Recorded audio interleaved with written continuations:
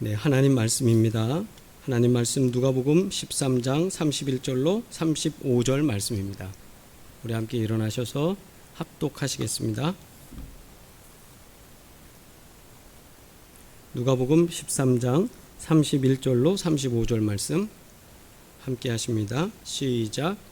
곧 그때에 어떤 바리새인들이 나와서 이르되 나가서 여기를 떠나소서. 헤롯이 당신을 죽이고자 하나이다.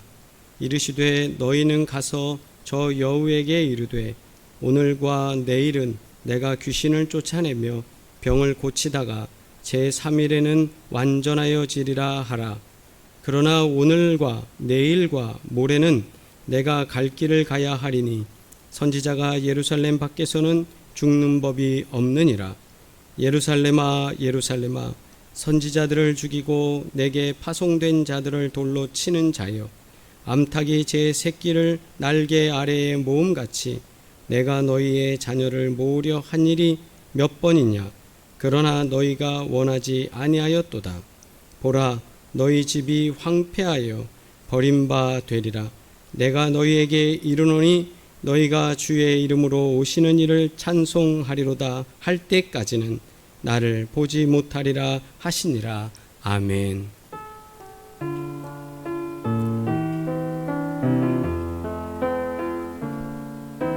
주 말씀 내 발의 등이요 나의 길의 빛이라.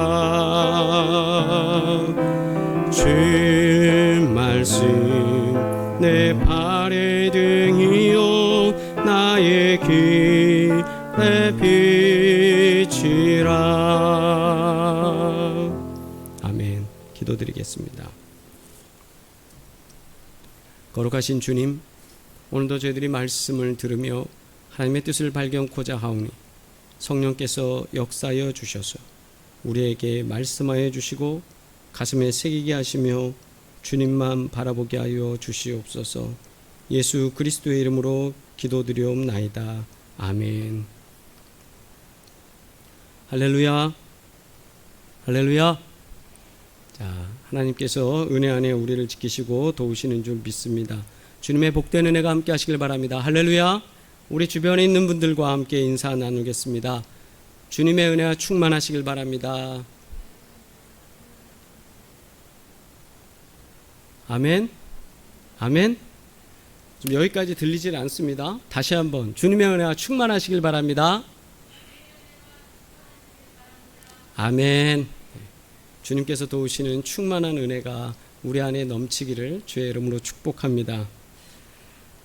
우리가 선한 의지를 가지고 어떤 일을 하려고 할 때 위협을 받는다면 어떻게 해야 되겠습니까? 그 일을 꼭 해야 하고 필요한 일이라고 보통 말해서 그걸 미션, 임무 수행, 꼭 해야 되는 사명이라고 보통 우리가 얘기하는데요. 그걸 우리가 감당해야 되는 건 뻔히 압니다. 아는데 뭔가 우리에게 큰 위협이 되는 일들이 있어요. 바깥에서 상황적으로 그걸 못하게 할 때 여러분 어떻게 하겠어요? 그러면 플랜 B, 플랜 C, 플랜 D 뭐 새로운 방법을 내면서 그거를 이겨내려고 하지 않겠습니까? 극복하려고 그러지 않겠어요? 또는 뭐 그 문제하고 타협하거나 돌아갈 방법을 찾을 것 같아요. 프로이드라는 사람은 우리들에게 방어 기제라는 게 있다라고 했습니다. 이 디펜스 메커니즘이라는 게 있는데 이게 뭐냐 하면 심리학에서 쓰는 용어가 되어 있는데요.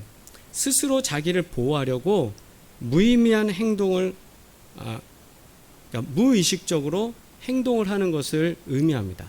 그래서 무의식적으로 누군가가 뭐라 딱 하면 그게 아니라 그게 아닌데 하면서 거짓말을 한다든지 또는 돌발적인 행동을 한다든지 하는 걸 뭐라 하냐면 이게 대부분 방어 기제다. 그래서 보통 아이들이 거짓말 안 하던 아닌데 근데 갑자기 어느 날 뭔가 얘기했더니 순간 분명히 거짓말인 거 아는데도 거짓말 아닌 척하는 거예요. 맞다고. 그런 걸 이렇게 방어 기제라고 하는데요. 방어 기제는 어떤 것들이 있느냐 하면 부정이 있습니다. 현실을 부정해요. 큰 병을 걸렸는데 의사 선생님이 이게 뭐 몇 달이면 이 증상이 나타나고 이렇게 돼서 치료 못하는 불치병입니다. 이렇게 얘기하면 어떤 경우에 이거를 어떻게 받아들이냐면 아니야, 나는 건강해. 저 의사 선생님이 잘못 판단했을 거야. 이게 부정하는 거죠, 현실을. 또는 투사라는 게 있는데 어떤 거냐면 엄마랑 아이가 걸어가다가 돌부리에 아이가 딱 걸렸어요. 그래서 넘어졌습니다. 그런데 넘어진 다음에 아이가 막 엉엉 울면서 그 다음에 일어나서 엄마를 막 때려요. 그러면서 하는 말이 엄마 때문에 넘어졌다고. 엄마 때문에 넘어졌다고. 당신 때문에 됐다고. 무슨 탓을 하는 게 뭐냐 하면 그게 투사라는 거예요. 내가 문제가 아니라 너가 문제였는데 네 문제 때문에 내가 손해를 봤어. 이런 식으로 내가 셀프 디펜스라는 거죠. 내가 방어를 하는 거예요, 계속. 이거 방어를 안 하면 내 정신적인 문제가 생길 수 있으니까 방어를 하게 된다. 그래서 이런 것들이 여러 가지가 있는데 하나는 이런 거예요. 여러분, 뭔가 맛있는 음식이 있는데 그거를 내가 먹지 못하게 됐어요. 순서가 안 돼. 그래서 내가 다른 사람들을 나눠주면서 나는 먹지 않으면서 내 생각 속에는 어떻게 얘기하냐면 아우, 저거 맛이 없는 거야. 이런 식으로. 이건 신포도야, 저거는. 이런 식으로 자기가 해석을 해서 자기 합리화를 한대요. 이런 것 등등해서 수많은 것들이 방어 기제에 속하는데 그 중에 하나가 뭔가 우리가 탁 위험을 당할 때 손이 이렇게 탁 온다거나 빠른 공이 올 때도 몸을 움츠리는 것처럼 심리적으로 그렇게 몸을 심리적인 움츠림이 있는 게 이게 바로 방어 기제다. 그래서 우리 아이들 키우다 보면 아이들 그러잖아요. 어느 순간에 뭔가 얘기하면 아니 그게 아니라고 자꾸 부정하면서 자기는 다른 말을 하려고 하는 거. 그런 일들, 그게 방어 기제라는 겁니다. 왜 이 말씀을 드리냐 하면 지금 누가복음의 상황 속에서 예수님께 바리새인들 몇 명이 찾아왔습니다. 31절과 32절 말씀 함께 하십니다. 시작. 곧 그때에 어떤 바리새인들이 나와서 이르되 나가서 여기를 떠나소서. 헤롯이 당신을 죽이고자 하나이다. 이르시되 너희는 가서 저 여우에게 이르되 오늘과 내일은 내가 귀신을 쫓아내며 병을 고치다가 제3일에는 완전하여 지리라 하라. 아멘. 제3일에는 완전하여 지리라 하라. 라는 거예요. 예수님께서 지금 이 상황이 어떤 상황이냐 하면 헤롯이 예수님을 죽이고자 계획을 품고 있다는 겁니다. 그 계획을 품고 있는데 그때 어떤 바리새인들이 나와서 예수님한테 그 헤롯이 갖고 있는 계획을 알려주는 거예요. 여차저차 하고 여차저차 해서 예수님, 선생님을 죽이려고 합니다. 그러니 여기를 피하세요. 바리새인들이 이렇게 전해주는 고급 정보, 여러분 이것을 들으면 어떻게 해야 될까요? 당연히 피해야 되지 않을까요? 피하는 게 가장 좋은 방법 아니겠습니까? 그런데 예수님께서는 이거를 들으시면서 이것이 어떤 의미가 있는지를 분명히 아셨어요. 헤롯과 바리새인들이 원한 것은 예수님께서 예루살렘에서 복음 전하는 걸 원하지 않았던 겁니다. 그래서 헤롯의 이야기를 들은 양 바리새인들이 와서 예수님에게 속삭속삭 해주면서 가르쳐주는 거예요. 그러나 실제적으로 원한 건 뭐냐면 이 바리새인들도 헤롯과 한편이었던 거죠. 그래서 당신이 지금 이곳에서 수도 서울에서라는 것처럼 수도인 예루살렘에서만은 그런 걸 하지 말았으면 좋겠다. 가정예배를 드리는 가운데 이제 우리 기도 시간이 있지 않습니까? 앞에 화면이 나오고 기도하는 시간. 그때 이제 책상에서 기도하고 있었어요. 기도를 이렇게 예배 중에 기도하고 있는데 뭐를 물어보는 거예요. 이제 예배 시작하고 기도 막 시작한 걸 모르고 밖에서 누군가 저한테 물어보는 거예요. 그래서 제가 기도 중이에요 이렇게 얘기를 합니다. 그랬더니 그 밖에서 이렇게 얘기하는 거예요. 분리할 때만 기도한다고 하지. 분리할 때만 기도한다고 하지. 평상시 기도 안 하다가 왜 지금 기도하는 예배 시간인 거 모르고 분리할 때만 기도한다고 하지 이러는 거예요. 그런데 기도하는데 그게 자꾸 제 머리에 메아리처럼 울립니다. 분리할 때만 기도한다고 하지. 기도하면서 그 소리를 자꾸 생각해 보니까 우리 인생이 그런 것 같아요. 불리할 때만 하나님께 기도하는 거예요. 평상시 힘있고 능력있고 잘 나갈 때는 하나님과 멀리 살다가 능력 떨어지고 소위 말해서 누군가가 우리를 인정해 주지 않는 타임이 오면 그때서야 깨닫고 하나님 앞에 올 때가 참 많은 것 같아요. 그때 우리는 이렇게 얘기하죠. 하나님 살려주세요. 도와주세요. 하나님 함께 해주세요 라고 말해요. 그 전에 좋은 기회 있을 때, 좋은 순간에는 하나님을 찾지 않다가 어려운 순간이 됐을 때 그때서야 하나님을 찾는 거, 불리할 때만 하나님을 찾는 거, 그게 우리 인생이더라는 거죠. 예전에 이런 일이 있었습니다. 소위 민방위 훈련 때 경보 사이렌 있어도 대충이에요. 대충. 그 다음에 화재 경보가 울려도 대충입니다. 뛰어도 되고 말아도 되고 그냥 공무원들이 옆에서 지도하면 그냥 그거에 맞춰서 이렇게 숨으면 됐고 그랬었어요. 그런데 말입니다. 제가 어렸을 때인데 1983년 2월 25일 10시 30분 북한 내에선 대대적인 전시 대비 훈련이 벌어지고 있었습니다. 그리고 우리나라에서는 팀 스피릿이라고 미 연합군과 함께하는 그 훈련이 있었죠. 그 훈련이 한참 진행되고 있었는데 한 45분쯤 됐을까요? 15분 정도가 지난 시간에 서해에 갑자기 적군의 비행기가 나타납니다. 그래서 미그 19기라고 하는 이 전투기가 연평도 방향에서 남진을 해서 쭉 내려오다가 수원 쪽에서부터 다시 동쪽으로 돌기 시작했습니다. 이때 갑자기 사이렌이 울리며 갑자기 전쟁 아닌지 막 이제 실제적인 방송이 나오는데 이렇게 나옵니다. 국민 여러분 그렇게 나오죠. 네. 국민 여러분. 이 방송은 훈련 방송이 아니라 실제 방송입니다.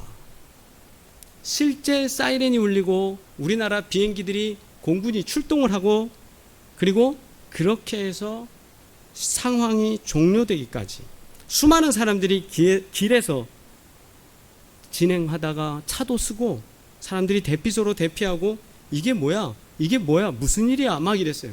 근데 시간이 지나서 정부에서 발표한 것이 귀순했다는 겁니다. 이웅평 대위가 미그 19기를 몰고 남한으로 귀순했습니다. 그렇게 해서 시간이 지난 다음에 그가 귀순하게 된 과정과 그런 거를 언론에 이제 보고하는 기회가 있었습니다. 그때 수많은 사람들이 깜짝 놀랐어요. 특별히 서울, 인천, 경기 지역에 공습 경보가 발령됐기 때문이죠. 그 전에는 어떻게 하든지 그냥 대충 15일만 되면 민방위 훈련 대충 때우고 넘어갔었는데 이건 실제 상황이었고 모두가 당황했습니다. 뛰었습니다. 그리고 식구들한테 전화를 해서 잘 있는지 안전한지 확인도 했습니다. 불과 몇 분 사이. 이것이 어떻게 보면 우리의 또 인생의 방어 기제예요. 어떻게 이런 사고가 났을 때 문제가 생겼을 때 할 것이냐. 이런 것처럼 우리에게도 영적으로 우리가 평안할 때 문제가 아니라 문제가 될 때, 어려움이 닥쳤을 때, 파도가 쳐올 때 우리 어떻게 할 것이냐. 불리할 때만이라도 기도해야 되지 않겠습니까? 내가 불리해도 기도해야 되는 거예요. 그때는 성경 속에서 지금 이 바리새인들이 예수님 앞에 온 목적은 뭐냐? 겁주려고 온 겁니다. 너 지금 여기 와서 뭔가 메시지를 전하면 죽여버릴 거야. 이게 헤롯의 메시지라는 거예요. 그걸 헤롯이 직접 나올 수 없으니까 바로 그 경고를 바리새인들을 통해서 보내고 있습니다. 그래서 오늘 좀 전에 우리가 봉독한 말씀처럼 31절과 32절의 말씀이 바로 그래요. 근데 여기에 중요한 말씀이 기록되어 있습니다. 뭐냐면 32절에 보면 이르시되 너희는 가서 저 여우에게 이르되. 예수님은 지금 바리새인들이 왔는데 이 바리새인들이 왜 왔는지를 간파하신 거예요. 얘네들은 똑같은 놈이야. 근데 그 똑같은 놈인데 어떤 똑같은 놈이냐 하면 지금 헤롯 왕이 보냈는데 그래 가서 전해라. 근데 그 헤롯 왕에 대해서 너희는 가서 왕에게 이렇게 전해라가 아니라 여우에게요. 여우에게. 여우가 어떤 존재입니까? 간악한 존재입니다. 남의 것을 훔쳐먹고 죽이는 아주 간악한 존재입니다. 헤롯의 말을 전달하는 역할이 지금 바리새인들이 그 역할을 하고 있는데 우리 주변에 있는 우리 여우들을 우리는 알아야 돼요. 우리가 사명 감당하려고 할 때 이 여우들이 판을 칩니다. 근데 이게 바리새인이 내 편인지 저 편인지 모르겠잖아요. 분명히 헤롯은 저 편인 거 알겠는데 바리새인이 우리 편인지 저 편인지 모르겠잖아요. 마치 이런 바리새인들이 우리 주변에 있다는 거예요. 우리가 뭔가 사명을 감당하려고 하면 우리를 위하는 척하면서 우리가 하고자 하는 사명의 길을 포기하게 만드는 존재들이 있는데 이 존재들이 바로 여우라는 겁니다. 예수님을 해하려고 하는 이 헤롯 대왕, 헤롯은 헤롯 대왕이 아니에요. 헤롯 대왕은 예수님 태어날 때 살고 있던 왕, 그 사람은 헤롯 대왕이고 그 사람의 아들, 그 아들들 중에 헤롯 안티파스가 바로 지금의 헤롯입니다. 이 헤롯이 아버지처럼 사람들 목숨을 경히 여겨서 엄청나게 많이 죽이는 사람이에요. 그러니까 이 헤롯은 예수님에 대해서도 너 죽어 라고 경고장을 날리는 거죠.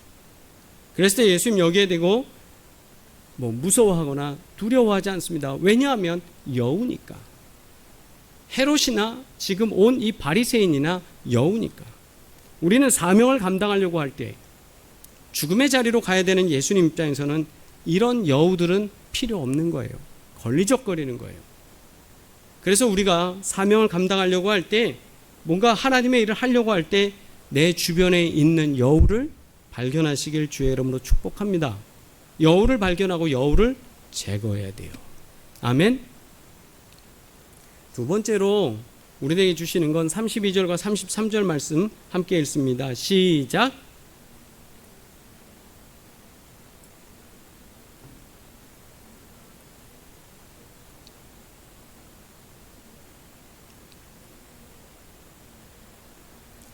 그러나 오늘과 내일과 모레는 내가 갈 길을 가야 하리니 선지자가 예루살렘 밖에서는 죽는 법이 없느니라.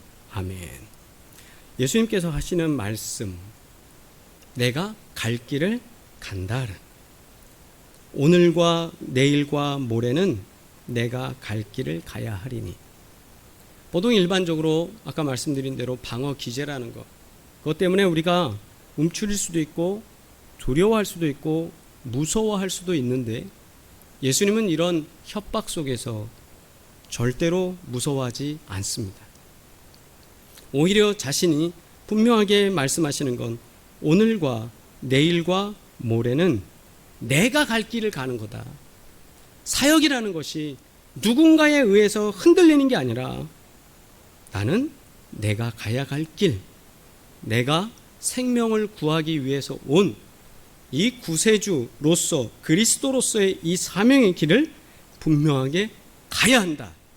이거를 분명하게 말씀하시는 거예요.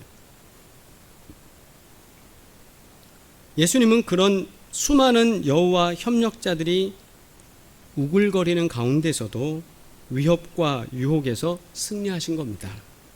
방어기제의 측면에서 본다면 당연히 회피 내지는 어떤 반응을 보여야 되는 게 맞아요. 그러나 사명이라는 것, 죽음이 앞을 가려도 이 사명이라는 것을 이루어야 하기 때문에 주님께서는 이대로 가신다라는 거예요. 그러면서 32절 마지막 말씀, 완전하여지리라 라는 말씀이 있어요.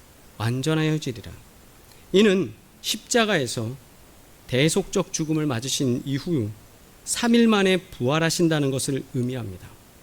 그래서 32절에 오늘과 내일은 내가 귀신을 쫓아내며, 오늘과 내일 그는 귀신을 쫓아내고 병을 고치는 사역을 감당하지만 3일에는 완전하여지리라. 이거는 예수님의 고난과 그리고 죽음, 그리고 부활에 대해서 분명하게 미리 선포하고 계시는 거예요. 예수님의 계획된 사역을 모두 마치고 타인에 의해서가 아니라 자신이 선택하는 길, 자기가 가는 것으로 죽음을 맞이하겠다. 어디서요? 예루살렘에서. 그래서 선지자들이 예루살렘 밖에서 죽는 법은 없다라는 거예요. 참 이상하잖아요. 예루살렘이라는 곳은 하나님을 만나고 하나님과 깊은 교제를 하고 제사를 지내던 곳인데, 거기가 어떻게 보면 하나님의 뜻이 가장 제대로 구현돼야 되는 곳인데, 거기서 하나님의 사람들을 죽이는 일이 벌어져요. 하나님께 예배드리는, 하나님께 제사를 올려드리는 그 모든 삶이 없어지면 거기는 바로 오히려 더 많은 죄가 가득 차서 하나님의 뜻을 저버리게 하는, 죄를 짓는 자리가 되는 곳이 바로 그 예루살렘이 된 겁니다. 오늘도 우리가 신앙생활을 감당하면서 우리 안에 질문을 던져야 됩니다. 내가 주님 앞에 예배드리는 성전으로서 살아가는데, 내가 하나님께 드리는 예배가 무너진다면 나는 어떤 존재가 되는가? 나는 주님을 죽이는 존재가 되는 거예요. 주님을 팔아먹는 존재가 되는 거예요. 예배가 없는 신앙인은 껍데기를 넘어서서 주님 앞에 이렇게 선지자들을 죽이는, 하나님의 뜻을 죽여버리는, 하나님의 뜻을 망가뜨리는 자의 모습으로 살아간다. 주변에서 그런 배교자들의 이야기들이 많습니다. 그래서 예수님은 말씀하신 거예요. 그러나 오늘과 내일, 모레는 내가 갈 길을 간다. 그 갈 길은 죽음의 길을 향해서, 십자가를 향해서 나는 갈 거다. 아무리 예루살렘에서 복음을 전하지 말라 하고 거기 있으면 당신을 죽일 거라 얘기를 하지만 나는 간다. 눈보라가 앞을 막아도 나는 간다. 주의 길을 간다. 그 찬야의 가사처럼 예수님은 그 사명의 길을 가겠다라는, 사명 완주의 길을 포기하지 말고 가겠다라는 것. 오늘날도 주의 일을 감당하는 우리 주의 백성들에게 선포합니다. 주님께서는 사명 완주의 길을 포기하지 말고 끝까지 가기를 소원하고 계십니다. 그래서 우리 모두 끝까지 가야 돼요. 끝까지 가서 승리하는 저 여러분 되기를 주의 이름으로 축원합니다. 아울러서 오늘 34절과 35절에 함께 읽습니다. 시작. 예루살렘아 예루살렘아 선지자들을 죽이고 내게 파송된 자들을 돌로 치는 자여, 암탉이 제 새끼를 날개 아래에 모음같이 내가 너희의 자녀를 모으려 한 일이 몇 번이냐. 그러나 너희가 원하지 아니하였도다. 보라, 너희 집이 황폐하여 버림바 되리라. 내가 너희에게 이르노니 너희가 주의 이름으로 오시는 이를 찬송하리로다 할 때까지는 나를 보지 못하리라 하시니라. 아멘. 예루살렘아 예루살렘아, 정말 하나님을 더 깊이 사랑하고 하나님과 더 가까이 있어야 될 도시, 그리고 수많은 제사장들과 레위인들이 하나님께 예배드려야 할 그곳이 바로 선지자들을 죽이는 무덤이 되는 거예요. 예수를 심판해야 될 그 장소가 되는 겁니다. 예수님이 향해서 돌을 던지는 군중들이 되는 겁니다.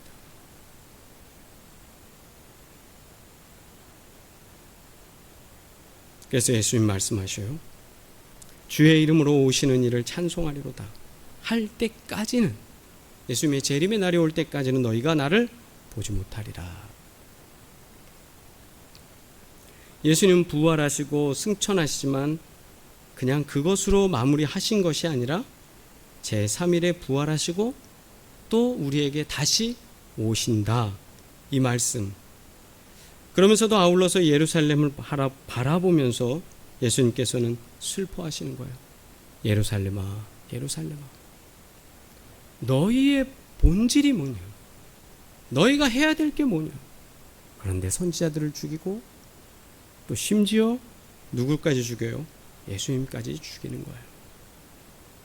믿음의 삶을 사는 오늘날 우리 백성들이, 믿음의 자녀들이 기억해야 될 것은 우리가 예수를 죽이는 자인가, 예수를 살리는 자인가, 우리가 예루살렘의 껍데기를 갖고 살아간다면 조금 전에 드린 말씀과 같이 예배드리는 삶이 아니라 그리스도인으로서의 껍데기, 세례의 의미를 갖고 사는 게 아니라 세례 증서만 갖고 살고 집사, 권사, 장로, 목사의 타이틀만 갖고 살고, 이거는 다 선지자들을 죽이고 예수를 죽였던 자들과 동일한 예루살렘의 삶입니다. 예수님 탄식하시는 거예요. 예루살렘아, 예루살렘.